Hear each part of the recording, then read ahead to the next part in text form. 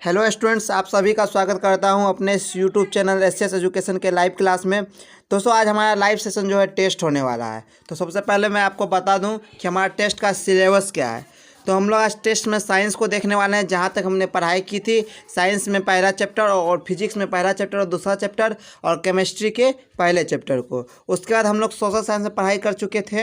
History, civics, geography और economics के सभी एक पहला चैप्टर और हिस्ट्री के हम लोग सेकेंड चैप्टर को देखे थे, जहाँ तक मैंने कल देखा था। आज के टेस्ट में हम लोग वहाँ तक के ऑब्जेक्टिव को देखेंगे। तो मैं आशा करता हूँ कि सभी स्टूडेंट जो है टेस्ट को अच्छे से पार्टिसिपेट करेंगे। और जब आपका टेस्ट इंड हो तो टेस्ट इंड होने के पश्चात आप लोगों का जितना भी सही हुआ हो वो हमें आप मैसेज करेंगे। तो मैं आशा करता हूं कि सभी स्टूडेंट जो है क्लास इन होने के बाद हमें भेजेंगे कि आप लोगों का कितना सही हुआ। और सभी स्टूडेंट्स अपने अपने व्हाट्सएप ग्रुप में भेजेंगे, क्योंकि मैं आप लोगों को व्हाट्सएप ग्रुप में परमिशन दे दूंगा क्लास इन होने के बाद। तो सभी स्टूडेंट्स अपने अपने व्हाट्सएप ग्रुप, जिस व्हाट्सएप ग्रुप से आप ऐड हैं उसी व्हाट्सएप ग्रुप में आपका कितना सही हुआ है सभी स्टूडेंट्स भेजेंगे। क्योंकि मैं जैसे ही क्लास इंड होगा, टेस्ट इंड होगा, मैं सभी स्टूडेंट्स को परमिशन दे दूँगा कि आप लोग उस ग्रुप में मैसेज कर सकते हैं। और जो भी स्टूडेंट्स टेस्ट देने आए हैं वह टेस्ट को शुरू से लेके अंत तक देंगे। तो चलिए हम अपने टेस्ट सेशन को स्टार्ट करते हैं। और जो भी न्यू स्टूडेंट्स आए हैं उसे भी आशा करता हूँ कि अगर वो हमारे सेशन को देख रहे हैं तो वह भी सभी क्वेश्चन का आंसर देने की प्रैक्टिस करें, जिससे आप लोगों को तैयारी आप लोगों का पता चल जाएगा। तो सभी जो भी नए स्टूडेंट्स आए हैं वह सभी टेस्ट को अवश्य ज्वाइन करें और अवश्य टेस्ट को दें, जिससे आप लोगों को अभी तक की तैयारी पता चल जाएगी और हमने अभी तक क्या सब पढ़ाई की है ये सब आप जान जाएंगे। तो चलिए हम टेस्ट सेशन को स्टार्ट कर रहे हैं।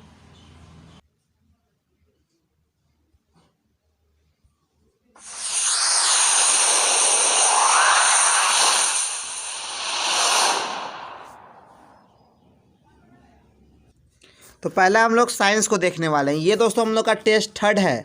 आज हम लोग अपने वीकली टेस्ट का थर्ड टेस्ट दे रहे हैं और ये हमारा थर्ड वीक है टेस्ट का।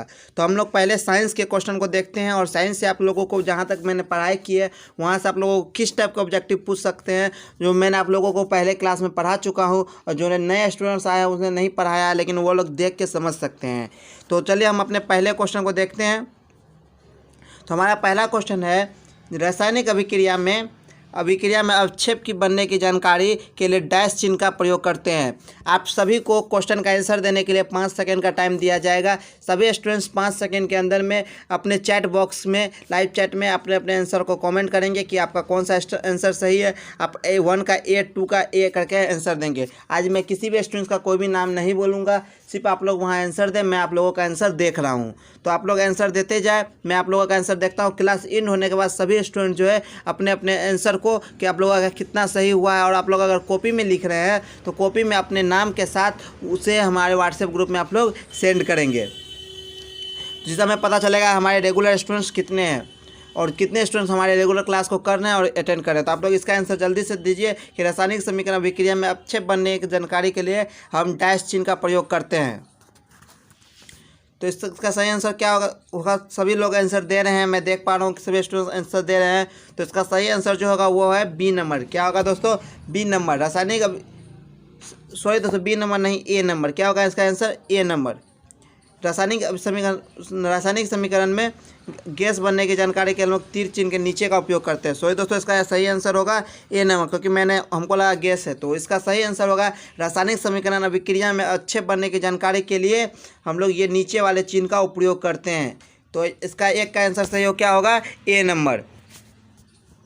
चलिए हम लोग सेकेंड क्वेश्चन की ओर बढ़ते हैं। और सेकेंड क्वेश्चन हमारा है, ठोस को सूचित किया जाता है। क्या दोस्तों? सेकेंड क्वेश्चन हमारा ठोस को सूचित किया जाता है। ए में दोस्तों एस, मतलब दोस्तों पी, बी में है दोस्तों पी, सी में दोस्तों जी और डी में है दोस्तों एल। तो सभी स्टूडेंट्स इस 2 नंबर के क्वेश्चन का आंसर देंगे कि 2 का आंसर क्या होगा। आप लोग 1 का आंसर से ए है तो ऐसे का कमेंट करें, और 2 का आंसर ए है, बी है, क्या है तो 2 लिख के डैश दे के उसका आंसर जो है वो कमेंट करें। तो सभी स्टूडेंट देखते हैं कि कितने स्टूडेंट इसका आंसर देते हैं।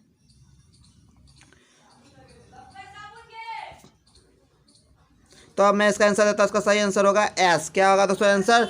एस। इसका सही आंसर होगा ठोस को एस से सूचित किया जाता है। किससे दोस्तों? ठोस को एस से सूचित किया जाता है।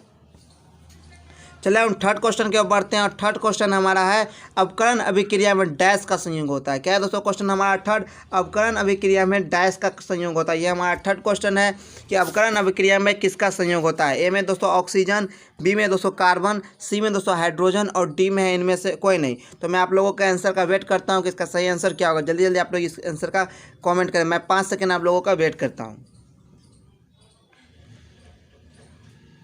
तो इसका सही आंसर होगा हाइड्रोजन। क्या होगा सही आंसर? हाइड्रोजन। अवकरण अभिक्रिया में हाइड्रोजन का संयोग होता है। किसका संयोग होता है? हाइड्रोजन का संयोग अवकरण अभिक्रिया में होता है।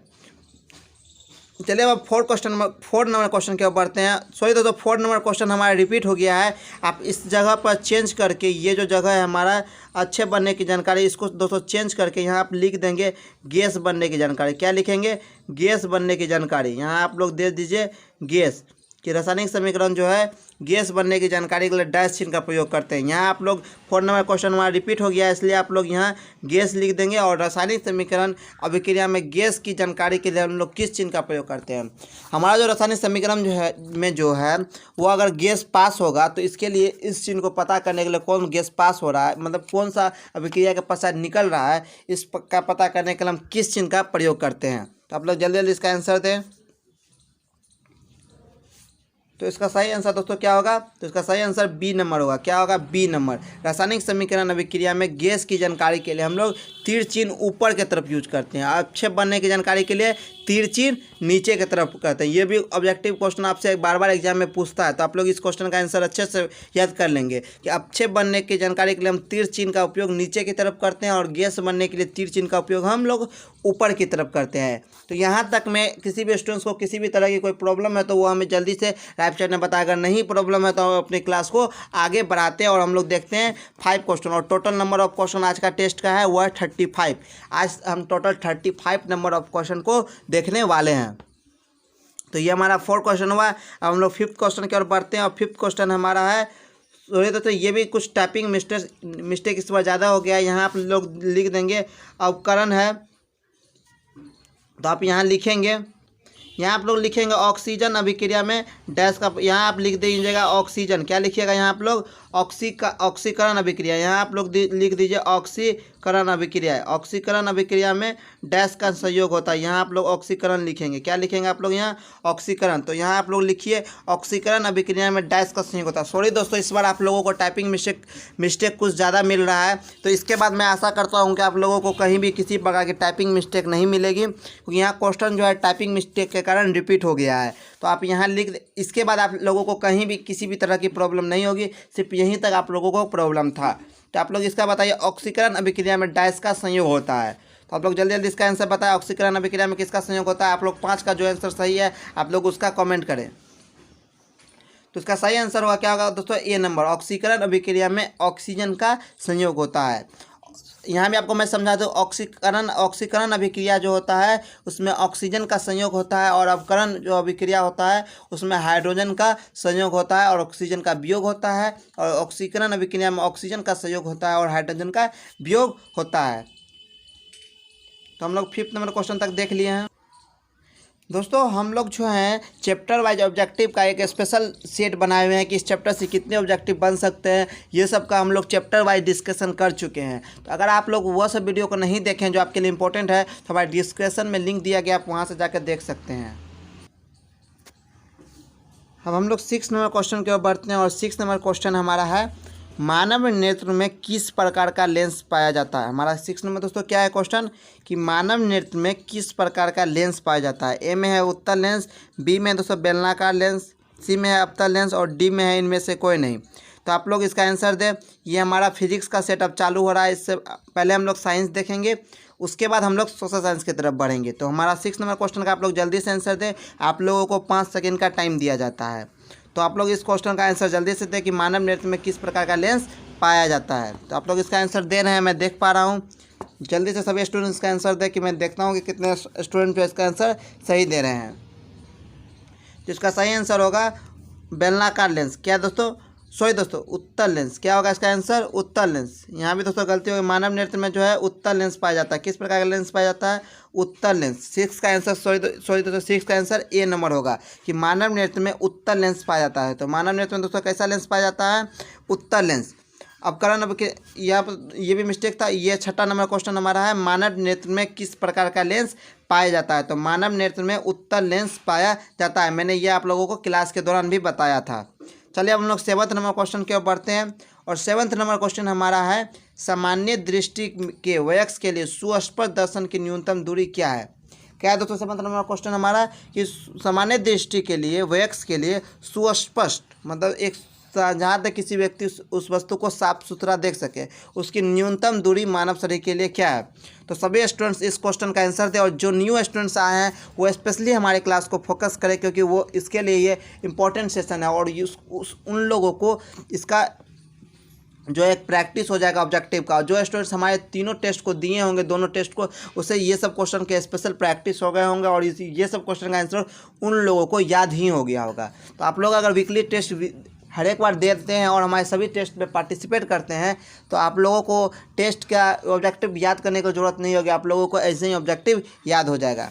तो मैंने सभी स्टूडेंट्स आंसर दे चुके हैं। इसका सही आंसर होगा सी नंबर। क्या होगा आंसर? सी नंबर। सामान्य दृष्टि के वयस्क के लिए सुस्पष्ट दर्शन की न्यूनतम दूरी 25 सेंटीमीटर है। इसका सही आंसर क्या होगा दोस्तों? सी नंबर।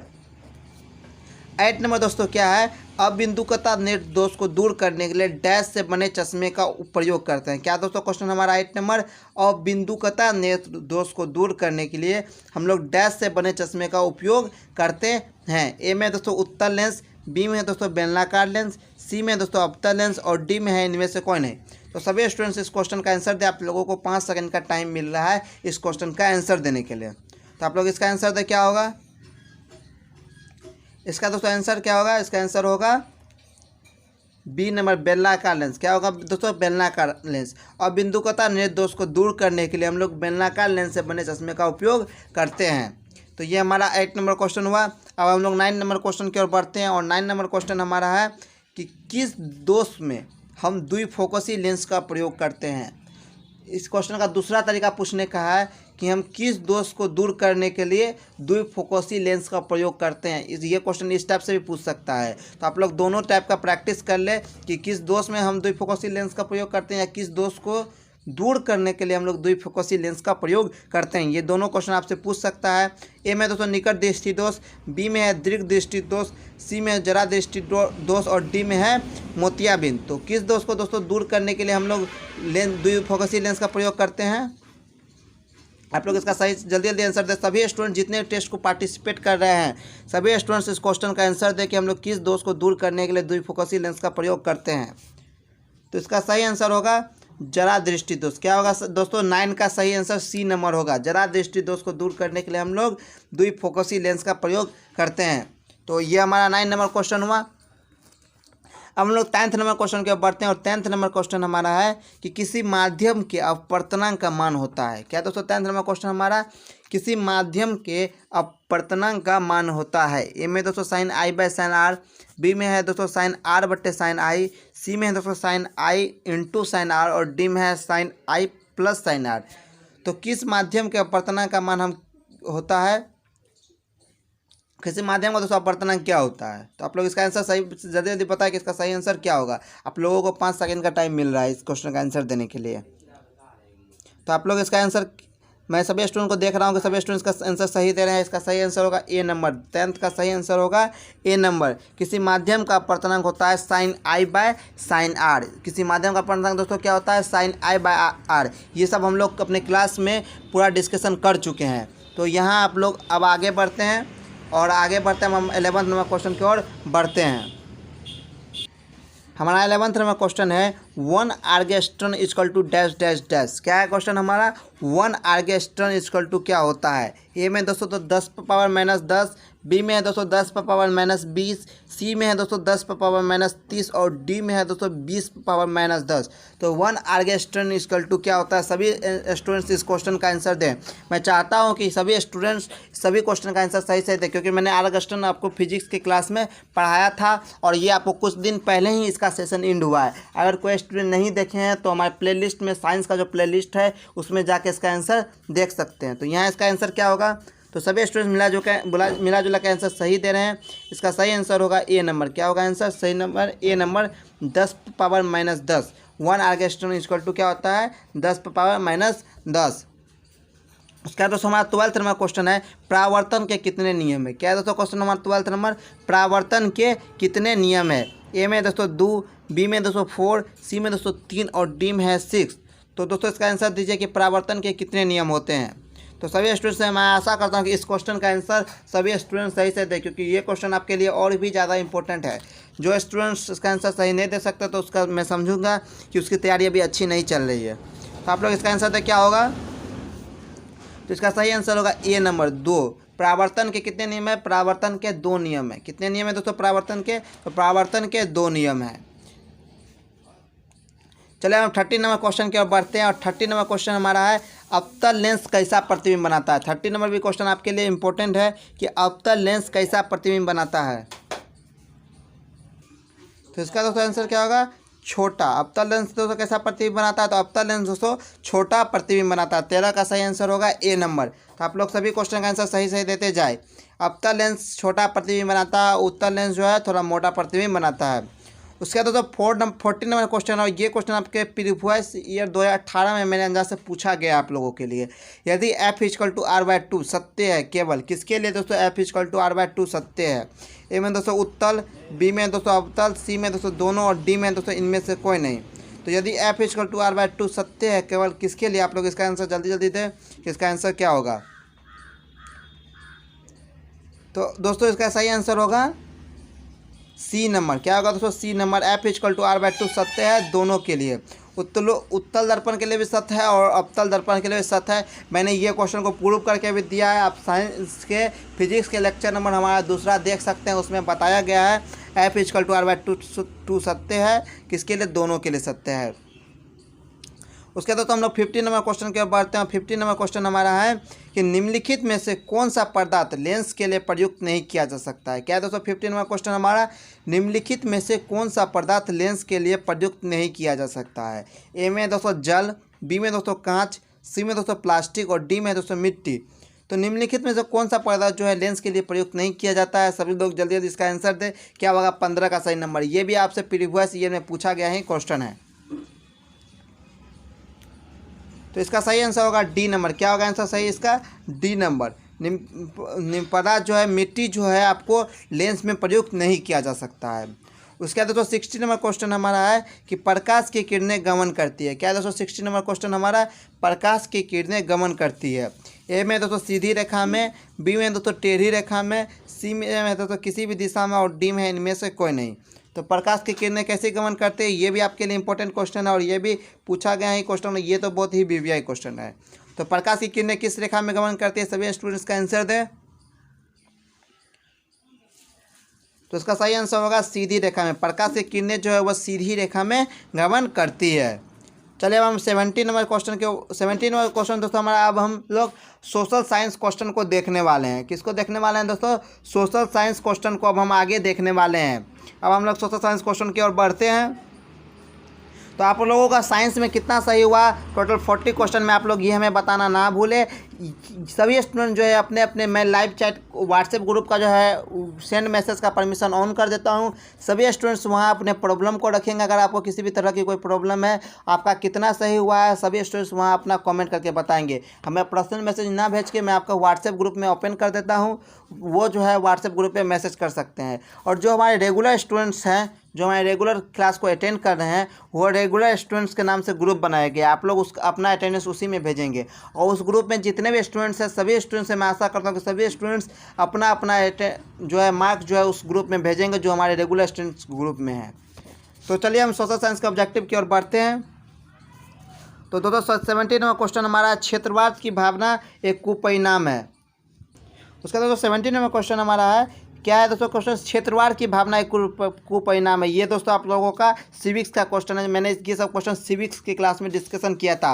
अगर आपने अभी तक नहीं देखा है तो हमारे जब क्लास ये टेस्ट जो है एंड हो तो उसके बाद आप लोग देख सकते हैं। और नए स्टूडेंट्स के लिए कुछ भी घबराने की जरूरत नहीं है। अगर आप लोगों को किसी भी तरह की कोई भी सहायता चाहिए तो आप हमें मैसेज कर सकते हैं बेफिक्र। मैं आप लोगों का पूरी तरह से सोल्यूशन करूँगा अगर आप लोगों को यहाँ तक में किसी भी तरह की कोई भी सहायता चाहिए तो। चलिए अब आप लोग इसका आंसर दीजिए क्या होगा। राष्ट्रवाद की भावना एक कुपरिणाम है, तो इसका सही आंसर होगा डी नंबर। क्या होगा आंसर सही नंबर इसका? डी। क्षेत्रवाद का भावना जो है कुपरिणाम है अलगाववाद का। किसका परिणाम है? अलगाववाद का परिणाम है क्षेत्रवाद की भावना। उसका दोस्तों हमारा 80 नंबर क्वेश्चन है, बृहत जल के कारण पृथ्वी को डैश ग्रह कहा जाता है। क्या दोस्तों क्वेश्चन हमारा 80 नंबर, बृहत जल के कारण पृथ्वी को डैश ग्रह कहा जाता है। ए में दोस्तों लाल, बी में दोस्तों पीला, सी में दोस्तों नीला और डी में दोस्तों हरा। तो बृहत जल के कारण पृथ्वी को कौन सा ग्रह कहा जाता है? तो बृहत जल के कारण आप लोग इसका आंसर जल्दी दे सभी स्टूडेंट्स। तो इसका सही आंसर क्या होगा? तो सभी स्टूडेंट्स का आंसर दे रहे हैं सी। तो मैं आशा करता हूं कि सही आंसर सी ही होगा। फिर बृहत जल के कारण पृथ्वी को नीला ग्रह भी कहा जाता है। ये भी क्वेश्चन आप लोगों के लिए इंपॉर्टेंट है, बृहत जल के कारण पृथ्वी को नीला ग्रह भी कहा जाता है। अब हम अपने 90 नंबर क्वेश्चन की ओर बढ़ते हैं और 90 नंबर क्वेश्चन है, हमारे संविधान के डैश अनुच्छेद में सबको स्वतंत्रता का मूल अधिकार दिया गया है। क्या दोस्तों हमारा 90 नंबर क्वेश्चन, हमारे संविधान के डैश अनुच्छेद में सबको स्वतंत्रता का मूल अधिकार दिया गया है। ए में 218, बी में 215, सी में 219 और डी में है 17। तो सभी स्टूडेंट्स का आंसर देंगे कि इसका सही आंसर क्या होगा। तो इसका सही आंसर होगा सी नंबर। क्या होगा इसका सही आंसर? सी नंबर। हमारे संविधान के अनुच्छेद 19 में सबको स्वतंत्रता का अधिकार दिया गया है। उसका दोस्तों 20 नंबर क्वेश्चन हमारा है, भारत की आर्थिक व्यवस्था है। क्या दोस्तों क्वेश्चन हमारा 20 नंबर कि भारत की आर्थिक व्यवस्था है। ए में है दोस्तों समाजवादी, बी में दोस्तों मिश्रित और सी में दोस्तों पूंजीवादी और डी में है इनमें से कोई नहीं। तो भारत की आर्थिक व्यवस्था कैसी है? इसका सभी स्टूडेंट जो इसका आंसर देंगे 20 नंबर का। तो उसका सही आंसर होगा मिश्रित। भारत की आर्थिक व्यवस्था जो है वह मिश्रित है। कैसी है व्यवस्था? भारत की आर्थिक व्यवस्था हुआ है मिश्रित।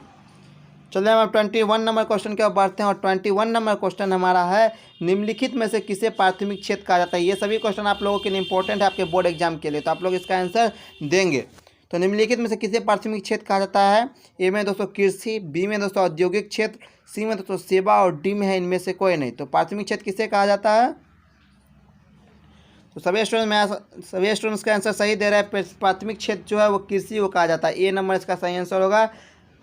प्राथमिक क्षेत्र जो है वह कृषि को कहा जाता है। हम लोग टोटल नंबर ऑफ क्वेश्चन कितने देखने वाले हैं? 35 वो देखने वाले हैं। अभी हम लोग 21 नंबर पर हैं, तो आप लोगों का सेशन जो है अभी थोड़ा देर और चलेगा। उसका दोस्तों 22 नंबर क्वेश्चन हमारा है, राष्ट्रीय विकास परिषद एनडीसी। क्या है दोस्तों क्वेश्चन हमारा? राष्ट्रीय विकास परिषद एनडीसी का गठन कब हुआ था? ए में दोस्तों 6 अगस्त 1953 को, बी में दोस्तों 8 अगस्त 1952 को, सी में दोस्तों सेमी ऑप्शन और डी में दोस्तों 6 अगस्त 1952 को। तो आप लोग बताइए कि एनडीसी का गठन कब किया गया था। सभी स्टूडेंट्स का आंसर जल्दी जल्दी दें कि एनडीसी का गठन कब किया गया था। तो उसके बाद मैं आपको इसका आंसर समझा देता हूँ। तो सभी स्टूडेंट्स का आंसर सही दे रहे हैं। इसका सही आंसर होगा डी नंबर। क्या होगा आंसर? D number. एनडीसी का गठन 6 अगस्त 1952 को किया गया था। एनडीसी का फुल फॉर्म हो जाता है नेशनल डेवलपमेंट काउंसिल, जिसको राष्ट्रीय विकास परिषद कहते हैं। तो एनडीसी का फुल फॉर्म क्या हो गया? तो दोस्तों आप लोगों को मैं एक बार यहाँ रिवाइज करा देता हूँ कि एनडीसी का काम क्या था। तो एनडीसी का दोस्तों काम था कि आर्थिक नियोजन हेतु राज्य सरकारों तथा योजना आयोग के बीच तालमेल का सहयोग कर वातावरण को कायम रखना। क्या था इसको? केंद्र सरकार और राज्य सरकार के बीच जो है तथा योजना आयोग के बीच जो है इसका तालमेल रखना एनडीसी का काम था। अगर आपसे पूछा कि एनडीसी का काम क्या था, तो एनडीसी का काम था योजना आयोग जो केंद्र के संचालन में था, योजना आयोग और राज्य सरकार के बीच तालमेल उत्पन्न करना, इसके गठन किया गया था इसी के लिए। अब हम लोग 23 नंबर क्वेश्चन के बढ़ते हैं। अब हम लोग हिस्ट्री के सेशन में जा रहे हैं। तो हिस्ट्री में दोस्तों 23 नंबर क्वेश्चन है, यंग यूरोप की स्थापना किया कब हुई थी। क्या है दोस्तों 23 नंबर क्वेश्चन हमारा, यंग यूरोप की स्थापना कब हुई थी। ए में दोस्तों 1834 में, बी में दोस्तों 1871 में, सी में दोस्तों 1848 में और डी है दोस्तों 1870 में। तो यंग यूरोप की स्थापना कब हुई थी? सभी स्टूडेंट्स का आंसर देंगे। तो इसका सही आंसर होगा ए नंबर। यंग यूरोप की स्थापना जो 1834 ईस्वी में हुई थी। तो सभी स्टूडेंट का मैं आशा करता हूं कि ये भी क्वेश्चन का आंसर सही होगा और सभी स्टूडेंट का मैं आशा करता हूं कि 100/100 यानी कि 235 क्वेश्चन रहेगा, तो 35 का 35 सभी स्टूडेंट का सही होना चाहिए। और 24 नंबर क्वेश्चन दोस्तों हमारा अब है वियना सम्मेलन कब हुआ था। क्या है दोस्तों 24 नंबर क्वेश्चन हमारा, वियना सम्मेलन कब हुआ था। ए में दोस्तों 1815, बी में दोस्तों 1818, सी है दोस्तों 1848 और डी है 1850। तो वियना सम्मेलन दोस्तों कब हुआ था, जल्दी जल्दी बताइए आप लोग इसका आंसर। तो इसका दोस्तों आंसर होगा 1815 में। वियना सम्मेलन जो है वो 1815 में हुआ था। तो यहाँ तक आप लोगों को समझ में आ गया। अब हम लोग 25 नंबर क्वेश्चन की ओर बढ़ते हैं और 25 नंबर क्वेश्चन हमारा है फ्रैंकफर्ट की संधि कब हुई थी। क्या है दोस्तों क्वेश्चन हमारा, फ्रैंकफर्ट की संधि कब हुई थी। ए में दोस्तों 1864, बी में दोस्तों 1870, सी में दोस्तों 1866 और डी में दोस्तों 1871। तो सभी स्टूडेंट्स ये भी क्वेश्चन का इंपॉर्टेंट देंगे क्योंकि यह क्वेश्चन आपके लिए एग्जाम के लिए बहुत ही इंपॉर्टेंट है। तो फ्रैंकफर्ट की संधि कब हुई थी, सभी स्टूडेंट्स का आंसर जल्दी जल्दी बताएं। तो फ्रैंकफर्ट की संधि, इसका सही आंसर होगा डी नंबर। फ्रैंकफर्ट की संधि जो है 1871 ईस्वी में हुई थी। कब हुई थी दोस्तों फ्रैंकफर्ट की संधि, तो फ्रैंकफर्ट की संधि जो है 1871 ईस्वी में हुई थी। उसका दोस्तों 26 नंबर क्वेश्चन हमारा है जालबेरिन किसकी संस्था थी। क्या दोस्तों क्वेश्चन नंबर 26 नंबर, जालबेरिन किसकी संस्था थी। ए में दोस्तों किसानों की, बी में दोस्तों पादरियों की, बी में क्रांतिकारियों की, सी में दोस्तों पादरियों की और डी है दोस्तों व्यापारियों की। ये भी क्वेश्चन आपसे बार बार एग्जाम में पूछा जाता है कि जालबेरिन किसकी संस्था थी। तो आप लोग इसका आंसर जल्दी जल्दी दें। तो इसका सही आंसर दोस्तों क्या होगा, तो इसका सही आंसर होगा व्यापारियों की। जालबेरिन जो है व्यापारियों की संस्था थी।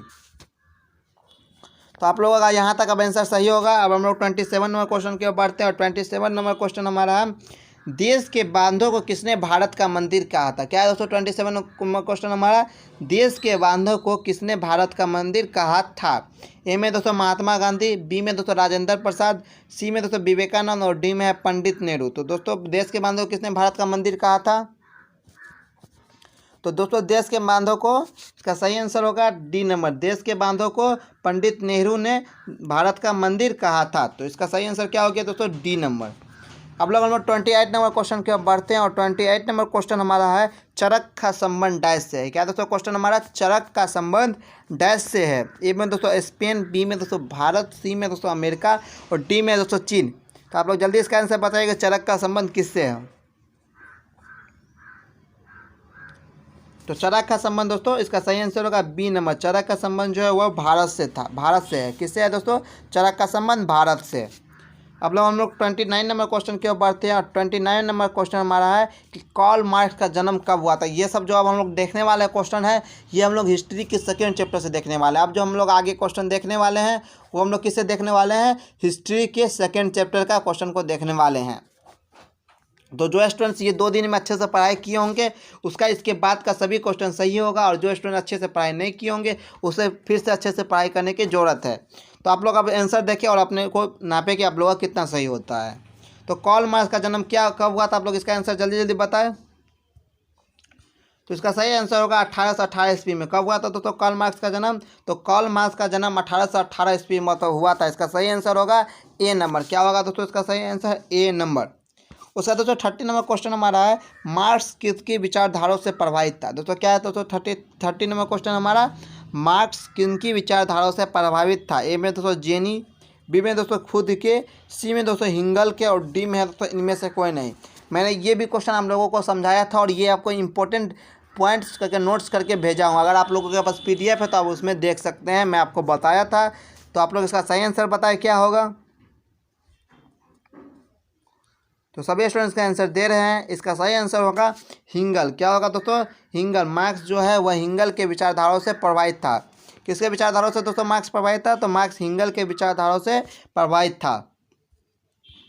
उसका दोस्तों अब 31 नंबर क्वेश्चन की ओर देख रहे हैं और 31 नंबर क्वेश्चन हमारा है साम्यवादी घोषणा पत्र कब प्रकाशित हुआ था। क्या दोस्तों क्वेश्चन हमारा 31 नंबर, साम्यवादी घोषणा पत्र कब प्रकाशित हुआ था। ए में दोस्तों 1844 है, बी में दोस्तों 1845 है, सी में दोस्तों 1846 है और डी में है दोस्तों 1818। तो दोस्तों इसका सही आंसर क्या होगा, आप लोग जल्दी बताएं कि साम्यवादी घोषणा पत्र कब प्रकाशित हुआ था। मैंने यह भी पॉइंट आप लोगों को इम्पोर्टेंट करके बताया था। तो इसका सही आंसर होगा 1848 ईस्वी में। कब हुआ था दोस्तों साम्यवादी घोषणा पत्र प्रकाशित, तो 1848 ईस्वी में साम्यवादी घोषणा पत्र प्रकाशित हुआ था। उसका दोस्तों 32 नंबर क्वेश्चन हमारा है कि दास कैपिटल नामक पुस्तक कब प्रकाशित हुआ था। क्या दोस्तों 32 नंबर क्वेश्चन हमारा दास कैपिटल, ये क्वेश्चन आप लोगों के लिए इंपॉर्टेंट है, ये बार बार ऑब्जेक्टिव में पूछता है कि दास कैपिटल नामक पुस्तक कब प्रकाशित हुई थी। ए में दोस्तों 1867, बी में दोस्तों 1848, सी में दोस्तों 1869 और डी में है दोस्तों 1890। आप लोग इसका सही आंसर जल्दी जल्दी बताएं कि साम्यवादी घोषणा पत्र कब प्रकाशित हुई थी। तो इसका सही आंसर होगा 1867 ईस्वी में। क्या होगा दोस्तों सही आंसर 1867 ईस्वी में। दोस्तों अगर आप लोग हमारे साथ पढ़ाई करते हैं तो मैं आप लोगों को उस बुक से, उस चैप्टर से जितने ऑब्जेक्टिव बन सकते हैं मैं आप लोगों को वैसे तैयारी करवा रहा हूं। तो हमारे रोज़ शाम के 8 बजे को सेशन को अवश्य ज्वाइन करें। कितने बजे के सेशन को? 8 बजे शाम में हमारा सेशन होता है प्रत्येक दिन, जिसमें हम लोग पढ़ाई कर रहे हैं अभी साइंस और सोशल साइंस पेपर को देख रहे हैं। वह सेशन आप लोगों को बहुत अवश्य ज्वाइन करें, क्योंकि वह सेशन आपके लिए बहुत ही इंपॉर्टेंट है। उसमें मैं सब कुछ एक एक पॉइंट जो है अच्छे से बताता हूं कि उस चैप्टर से क्या ऑब्जेक्टिव पूछ सकता है, क्या उसका इंपॉर्टेंस पॉइंट है। चलिए अब 33 नंबर क्वेश्चन की बढ़ते हैं। और 33 नंबर क्वेश्चन हमारा है रूस के सम्राट को डैश कहा जाता था। क्या है दोस्तों 33 नंबर क्वेश्चन हमारा 3 नंबर क्वेश्चन है हमारा रूस के सम्राट को डैश का, सॉरी दोस्तों यहाँ तो आंसर दिया ही गया है, रूस के सम्राट को जार कहा जाता है। ये क्वेश्चन भी टाइपिंग मिस्टेक है। इसका सही आंसर होगा सी नंबर। आप लोग इसको याद कर लेंगे कि रूस के सम्राट को जार कहा जाता था। क्या कहा जाता था दोस्तों? रूस के सम्राट को जार कहा जाता था। ये क्वेश्चन तो आप लोगों का ऐसे ही बन गया, तो ये क्वेश्चन आप लोगों का मायने नहीं होगा। आप लोग इसके पॉइंट को याद रखें कि रूस के सम्राट को जार कहा जाता था। उसके बाद 34 नंबर क्वेश्चन हमारा है। 34 नंबर क्वेश्चन है खूनी रविवार की घटना कब हुई थी। ये भी आप लोगों के लिए बहुत ही इंपॉर्टेंट है। खूनी रविवार की घटना कब हुई थी? ए में दोस्तों 1906, बी में दोस्तों 1900, डी में दोस्तों 1905 और डी में है 1890। तो आप लोग इसका सही से आंसर बताएं कि खूनी रविवार की घटना कब हुई थी। आप लोगों को 5 सेकेंड का टाइम दिया जाता है।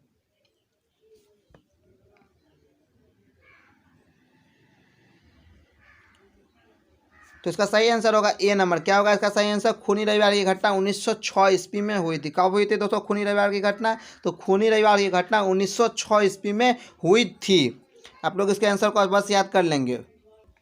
उसके बाद 35 नंबर और हमारा लास्ट क्वेश्चन है कि सोशलिस्ट रेवोल्यूशनरी पार्टी किनकी आवाज़ को उठाता था। ये भी क्वेश्चन हमारे लिए इंपॉर्टेंट और ये हमारा आज का लास्ट क्वेश्चन है। सोशलिस्ट रेवोल्यूशनरी पार्टी किनकी आवाज़ को उठाता था? ए में दोस्तों किसानों की, बी में दोस्तों जमींदारों की, सी है दोस्तों व्यापारियों की और डी है इन दोस्तों इनमें से कोई नहीं। तो आप लोग इसका आंसर बताएं क्या होगा। तो इसका सही आंसर होगा किसानों की। किसकी दोस्तों? किसानों की आवाज़ को उठाता था। कौन दोस्तों? सोशलिस्ट रेवोल्यूशन पार्टी जो है किसानों की आवाज़ को उठाता था। तो दोस्तों हमारा सेशन जो है आज का यहीं एंड होता है। आप लोग अब बताएंगे कि आप लोगों का कितना ऑब्जेक्टिव सही हुआ। आप लोगों का ग्रुप में परमिशन चालू हो चुका है, आप लोग वहाँ मैसेज कर सकते हैं। आप लोगों को परमिशन दे दिया गया है मैसेज करने के लिए। आप लोग अपना किनका कितना सही हुआ है वो बस उस ग्रुप में जाके कमेंट करें, जिससे आपका हमको पता चल जाएगा कि आप लोग रेगुलर स्टूडेंट्स हैं। तो और हमारा दोस्तों आज का 8 बजे का सेशन होगा या नहीं होगा, ये मैसेज आप लोगों को कुछ देर में 4 बजे तक ग्रुप में मिल जाएगा। कब तक दोस्तों? 4 बजे तक आज ग्रुप में आप लोगों को मिल जाएगा कि हमारा आज का सेशन होने वाला है और रात के 8 बजे का कि नहीं होगा। ये हमारे 4 बजे के टाइम में आप लोगों को ग्रुप में मैसेज कर दिया जाएगा। तो मिलते हैं दोस्तों शाम में। अगर 8 बजे शाम में क्लास हुआ तो दोस्तों 8 बजे मिलते हैं, नहीं तो दोस्तों कल हम लोग मिलेंगे 8 बजे के क्लास में। अगर दोस्तों आज का हमारा क्लास नहीं हुआ तो हम लोग हिस्ट्री का जो सेशन है, जब हमारा बृहस्पतिवार को जो हम लोग हिस्ट्री देखते हैं, हम लोग जो हिस्ट्री का जो बचा हुआ था वो हम लोग अपने मतलब दोस्तों बृहस्पतिवार से देखना चालू करेंगे। अगर सोमवार आ गया तो सोमवार को हम लोग, अगर कल हम लोग क्लास लेते हैं तो कल हम लोग केमिस्ट्री के 2nd चैप्टर को देखेंगे। अगर हमारा आज का हिस्ट्री सेशन चालू होता है तो हम आज के सेशन में हिस्ट्री को एंड कर देंगे। तो दोस्तों मिलते हैं एक नई क्लास के साथ, तब तक के लिए बाय। और आशा करता हूं कि आप सभी जो है अपने अपने मैसेज को हमारे व्हाट्सएप ग्रुप में भेजेंगे।